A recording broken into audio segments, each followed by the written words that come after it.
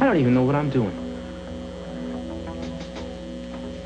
Oh, good. I thought you'd never get back. Mason's saying that... Mary, I want to try to make it up to you. Please give me a chance. You've had chances. What do you think I'm running here, a raffle? I don't have time for this. Mary, you don't have to be at the clinic until 4. And that gives me 2 hours to beg your forgiveness and try to win your affection back. Won't you at least let me try? No. Mary, what about these? Will they soften your heart? No, huh? How about sweets for the sweet? Mason, you can't buy me off like you can other people in your life. Well, how about food then? They say the way to a woman's heart is through her stomach. Not this woman. Well, you don't think that pheasant under glass will help you forgive me? Am I getting close? How about these? Well, if Sinatra won't do it, I give up. Well, give up, Mason, because I am still angry. Maybe an apology would help. Well, that would depend on the apology. I'm sorry I tricked you about Eden. But I honestly thought that I was doing the right thing.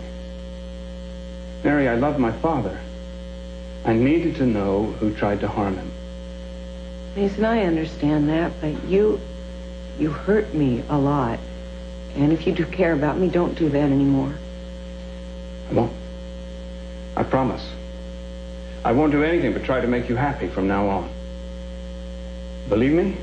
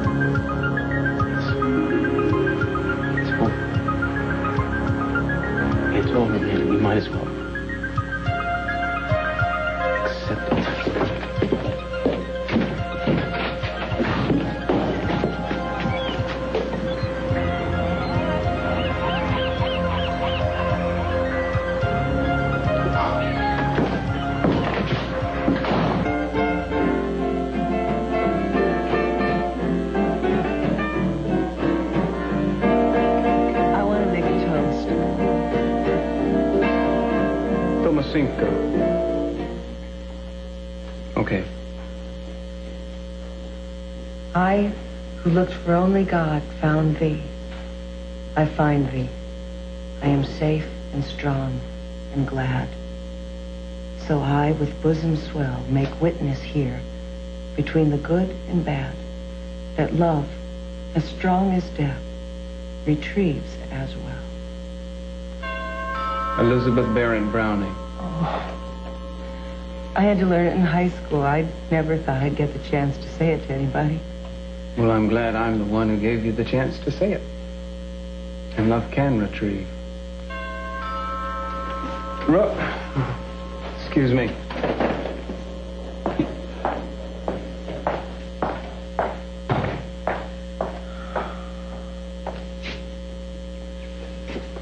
Well, Mason Catwell, just the man I'm looking for.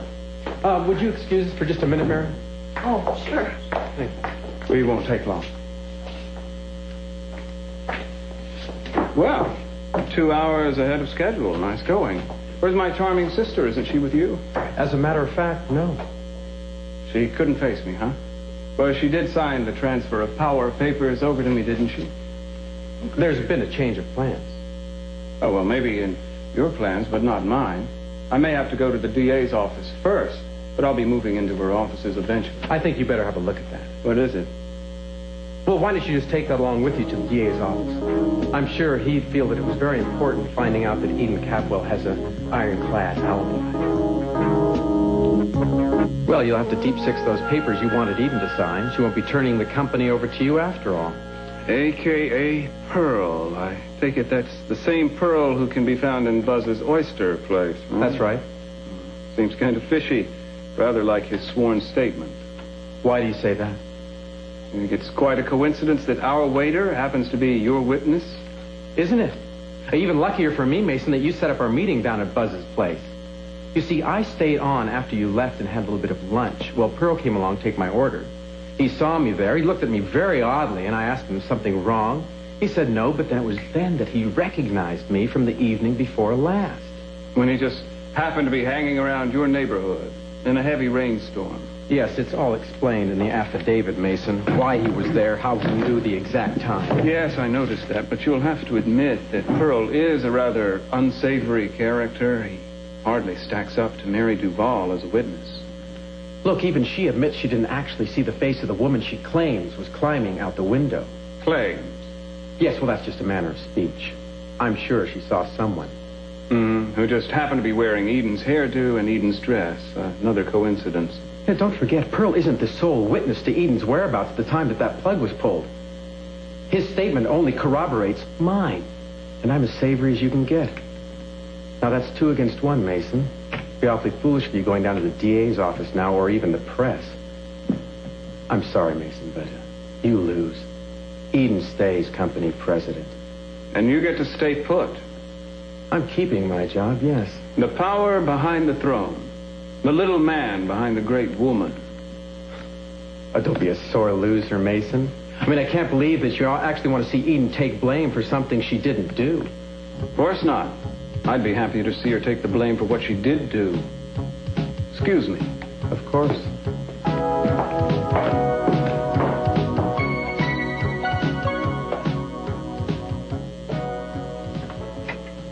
Uh-oh. Does this mean we don't get to have dessert? Kirk Cranston has a witness who swears that he saw Eden at Kirk's apartment at the exact moment you saw Eden here. Now, Mason, I never said I was positive it was Eden. Somebody tried to kill my father, Mary. It wasn't Eden. And who was it? Hi, Cece. You know, you're the only one I could talk to. I must admit I am kind of nervous and scared. You see, Kirk could ruin my whole plan. Because he knows it couldn't have been Eden Mary saw climbing out the window, because he carried Eden out the window. But maybe he won't talk, though. Did you know that he even got someone to swear that Eden was with him the whole time? Oh, I hope they don't catch on. Hope no one comes after me. You'd love that, though, wouldn't you? Even though that everything happened here is all your fault. But you'd love to see me in jail, I know it. But I'm not going to let that happen. In spite of Kirk's phony piece of paper, I'm going to make sure that everyone does believe that Eden was the one who tried to put you out of your misery. Mrs. Capwell? Oh, I'm sorry. I didn't mean to startle you. When did you come in? Just now. Well, Rosa, I was just trying to have a quiet moment alone with my husband. You really should knock next time. I'm sorry. What did you want? Do you know where Kelly is? Oh, I suppose she's at work. Isn't she working at some kind of bookstore or something? She's working for a publishing company, but she didn't show up this morning. Her boss, Mr. Jenkins, called to ask where she was because she's due at a meeting this afternoon. She didn't come home last night either. Well, maybe she's at her boyfriend's house. Nick's in the hospital. Oh, sorry to hear that. Well, I'm afraid, Rose, I can't help you. Kelly never tells me anything. Nobody in this family ever tells me anything. But Kelly isn't the type to go off without letting anybody know about it. I'm worried about her.